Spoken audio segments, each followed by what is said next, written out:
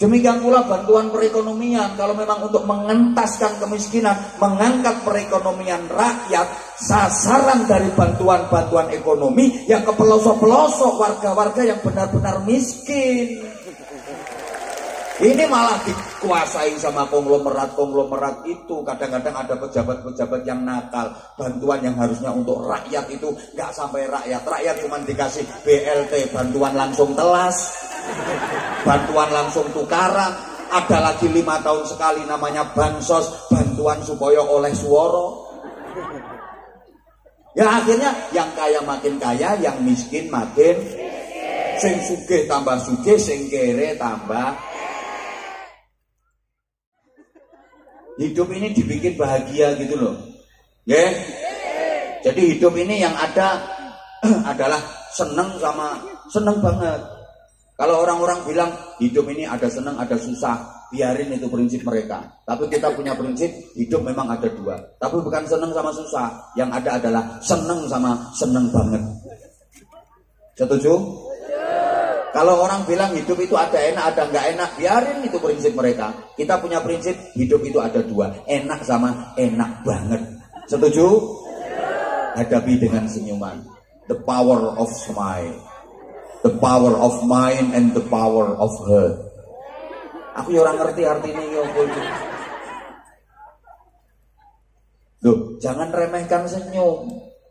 Ternyata senyum itu setidaknya mempunyai 4 kekuatan. 1, bukti bersyukur. Orang kalau bersyukur, hatinya senang, bahagia, bibir menyunggingkan senyum. Padahal kalau bersyukur, nikmat selalu ditambah oleh Allah. La in syakartum la azidannakum. Maka senyum itu menambah kenikmatan.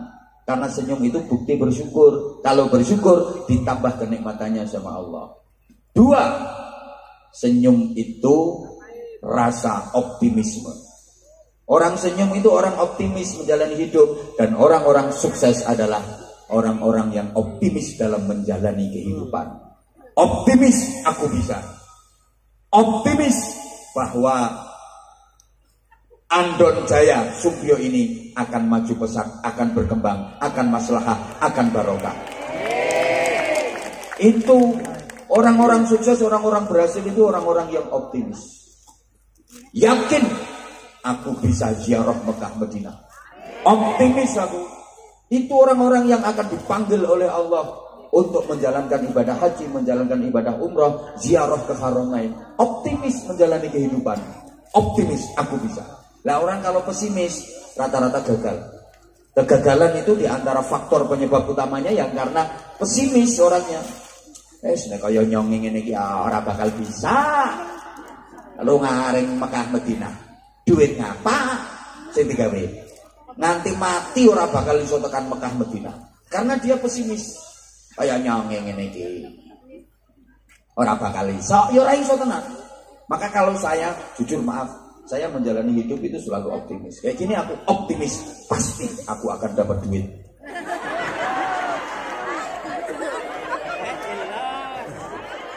Optimis, yakin dapat tambahan duit.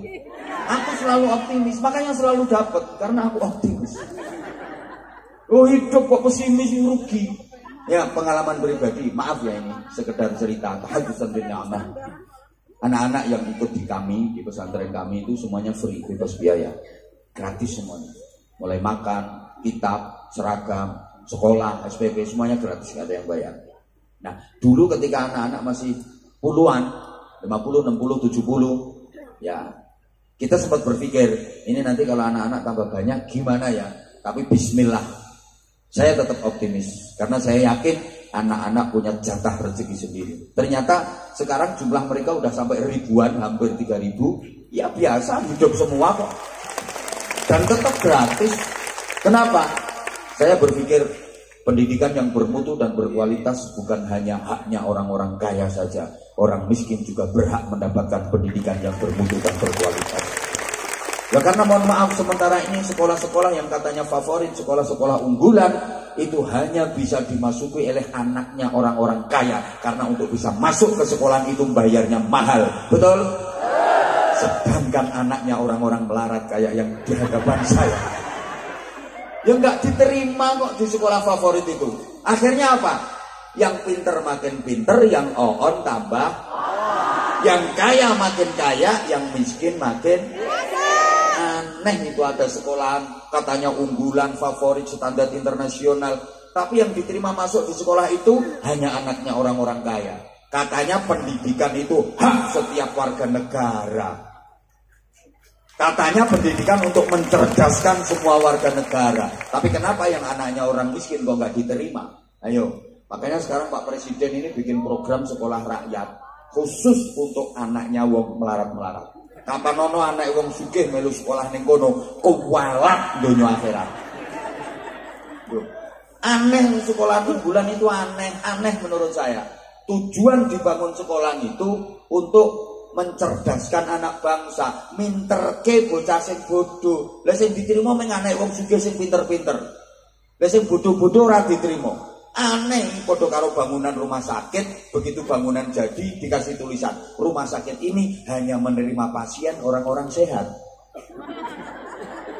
Wong tujuan dibangun rumah sakit untuk menyehatkan yang sakit, tujuan dibangun sekolah untuk meminterkan anak-anak yang bodoh. Lah ini yang bodoh, yang miskin kok nggak diterima. Aneh itu sekolah. Nggak setuju ya.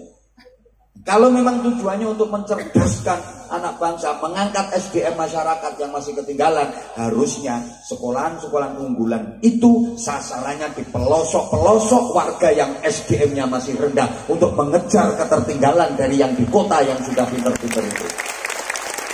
Oh no. Dan enggak kok. Demikian pula bantuan perekonomian. Kalau memang untuk mengentaskan kemiskinan, mengangkat perekonomian rakyat, sasaran dari bantuan-bantuan ekonomi yang ke pelosok-pelosok warga-warga yang benar-benar miskin. Ini malah dikuasai sama konglomerat-konglomerat itu. Kadang-kadang ada pejabat-pejabat yang nakal. Bantuan yang harusnya untuk rakyat itu nggak sampai rakyat. Rakyat cuma dikasih BLT, bantuan langsung telas, bantuan langsung tukaran. Ada lagi 5 tahun sekali namanya bansos, bantuan supaya oleh suara.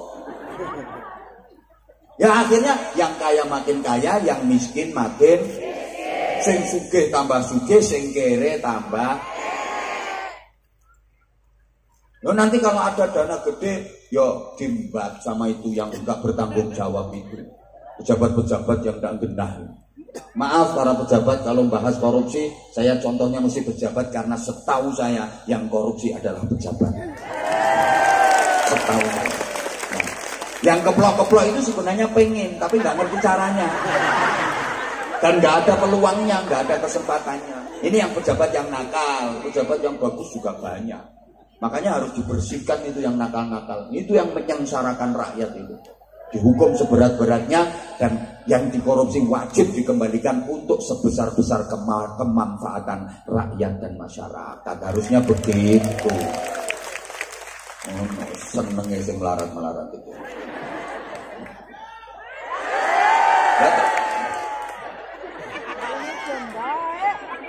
Kan kelihatan kalau sayang banget sama aku. Kasih. Aku tuh nggak nyangka. Kan ini udah jam terakhir, udah jam 11. Tak pikir paling jamaahnya dikit, lagian tadi hujan lumayan lebat.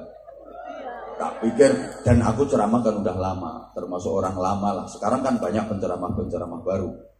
Aku sempat khawatir kamu tuh berpaling ke lain hati. Aku nggak nyangka kalau ternyata jamaahnya sebanyak ini. Aku niat kayak gini tuh, masya Allah makin sayang aku sama kamu. I love you semuanya, I love you, I love you semuanya. Sing tuwek ora usah. Gila nih.